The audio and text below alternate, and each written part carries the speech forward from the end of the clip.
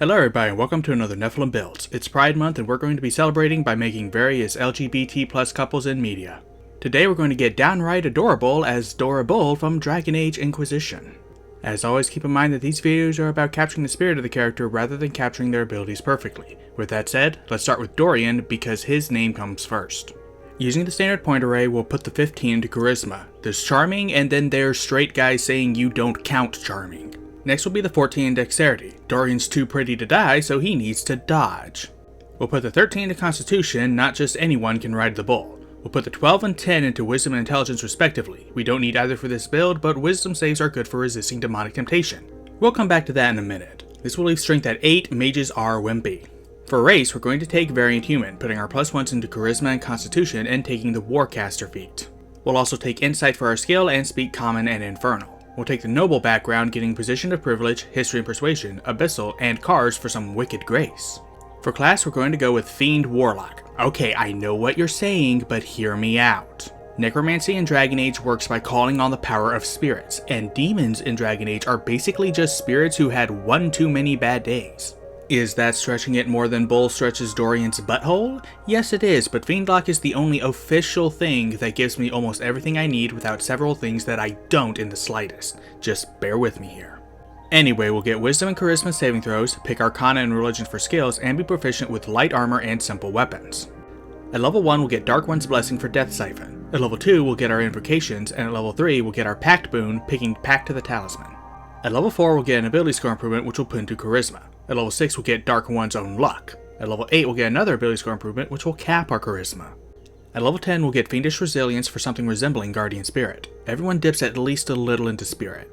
At level 11 we'll get our 6th level Mystic Arcanum which will be Eye Bite, just spam the fear option.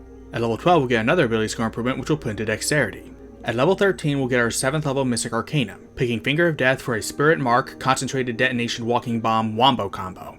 God, that was a mouthful. We're going to stop here for Warlock, so we'll pick our invocations. We'll take Agonizing Blast, Repelling Blast, and Eldritch Spear for staples, Fiendish Vigor for a little self-barrier, Eldritch Sight, and Protection of the Talisman. Now we're going to multiclass the Draconic Bloodline Sorcerer, because the Vents used to worship dragons, and some of them probably tried to do some mixing, if you know what I mean. At level 1 we'll get Draconic Resilience and pick Gold for our Dragon Ancestor. Dorian looks good in gold. At level 2 we'll get Font of Magic, and at level 3 we'll get Meta Magic, picking Heightened Spell and Quicken Spell. At level 4 we'll get one last ability score improvement which will put into Dexterity. At level 5 we'll get Magical Guidance, and at level 6 we'll get Elemental Affinity. Our last level will be level 7. Now that we're level 20, we finally have our modifiers. Now to talk spells. As a Warlock and a Sorcerer, our spellcasting ability is Charisma. Our spell save DC is 19, and our spell attack modifier is +11. As a level 13 Warlock, we'll have 3 5th level slots and 4 cantrips. We'll take Eldritch Blast for a basic magic shot, create Bonfire for a small Immolate, Mage Hand, and Green Flame Blade. Remember in Dragon Age 2 when you could smack a bitch with your staff while in melee? Me too, they should have left that in. We'll also have 12 other spells to choose from. From Fiend, we'll take Burning Hands, Scorching Ray, Fireball, and Wall of Fire, and then Hellish Rebuke from Warlock for all sorts of pyromancy.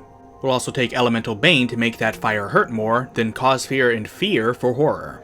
We'll take Hex and then use Summon Undead after the target dies for Spirit Mark. We'll take Dispel Magic because everyone dips into Spirit, and Innervation to start up Walking Bomb. As a level 7 Sorcerer, we'll have 4 1st level slots, 3 2nd and 3rd level slots, 1 4th level slot, and 5 cantrips.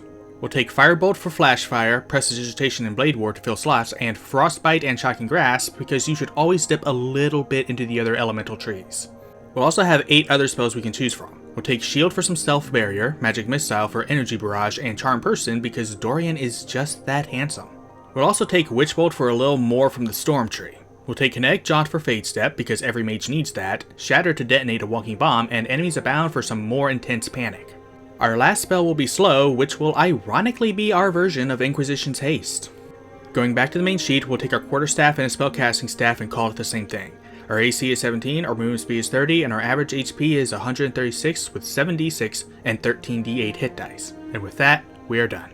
Now that we're done with the squishy mage, it's time for the big, beefy, but somehow still squishy Qunari. No, seriously, is Bull weirdly squishy for anyone else, or do I just keep building him wrong? Anyway, let's start with the ability scores. Using Point Buy will make Strength 15. He has one job, hit things really hard. Next we'll make Constitution and Charisma 13. He's a beefy boy and surprisingly charming. We'll make Dexterity and Intelligence 12. We need the AC, and he's smarter than people think. This will leave Wisdom at 8, the most important decision of his life, and you have to make it for him. For race, I really want to do Minotaur for the horns, but he's big, he's strong, and he's gray, so he's gotta be a Goliath. I bet Monty Glue likes him. We'll put our +1s into Strength, Constitution, and Charisma, get Little Giant for Athletics, as well as Mountain-Born and Stone's Endurance. We'll also speak Common and Giant. We'll make a custom background so we can mix Soldier and Spy, getting Intimidation and Deception, speak Draconic, and be proficient with Cards for Wicked Grace. FYI, you can pick chess for both of these boys. Wicked Grace just sounds more fun. Moving on to class, we're going to start off as a Barbarian. We'll get Strength and Constitution saving throws, pick Perception and Survival, and be proficient with Light and Medium Armor, Shields, and all weapons. At level 1, we'll get Rage for Warcry and Unarmored Defense. Bull can wear armor, but why would you want to cover all of that?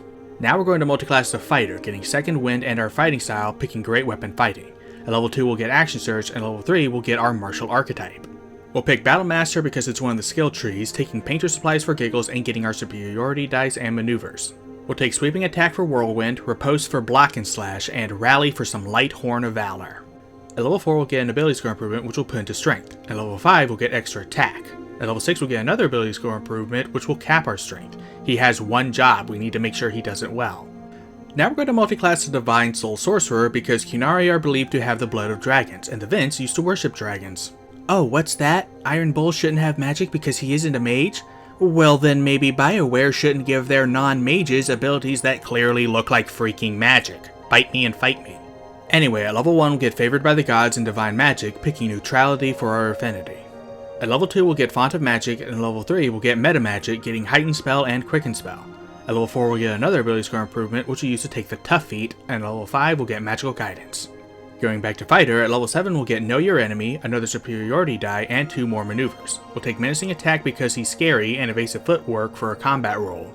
At level 8 we'll get another ability score improvement, which we'll use to take the Artificer Initiate feat. We'll take Potter Supplies and the Jump spell just because, and Thorn Whip for the grappling chain. That spell needs to be on more than just 2 spell lists, I swear. At level 9 we'll get Indomitable, and at level 10 we'll get D10 superiority dice and 2 more maneuvers. We'll take Pushing Attack and Trip Attack because I just like those. At level 11 we'll get another extra attack, and at level 12 we'll get another ability score improvement, which we'll use to take the Charger feat for Charging Bull. At level 13 we'll get a second Indomitable, and at level 14 we'll get one last ability score improvement, which we'll use to take the Great Weapon Master feat. Now that we're level 20, we finally have our modifiers. Now to talk spells. As a sorcerer, our spellcasting ability is Charisma, our spell save DC is 16, and our spell attack modifier is +8. As a level 5 sorcerer, we'll have 4 first level slots, 3 second level slots, 2 third level slots, and 5 cantrips to choose from. We literally don't need any, so we'll just take Blade Ward, Guidance, Resistance, Friends, and True Strike. We'll automatically get Protection from Evil and Good from our affinity, and we'll have 6 other spells to choose from. We'll take Earth Tremor for Mighty Blow, Cause Fear for Warhorn, and Inflict Wounds for Leashed Fury Dragon Rage. We'll take Enhance Ability mainly for Bear's Endurance and Bull's Strength. Vampiric Touch will be our Devourer, and Spirit Guardians will be Painbringer, Ring of Pain. Going back to the main sheet, we'll take a Great Axe and a set of half-plate armor. Yes, I know, the chest, but with unarmored defense our AC would only be 13. This way it's at least 16. And hey, it's half-plate, maybe the chest piece is the half you don't have. Our movement speed is 30, and our average HP is 196 with 1d12, 5d6, and 14d10 hit dice. And with that, we are done. Thank you everybody so much for watching. This concludes our Pride Month videos. Let me know what you thought of these videos down in the comments, and I'll see you all next week for another personal picks.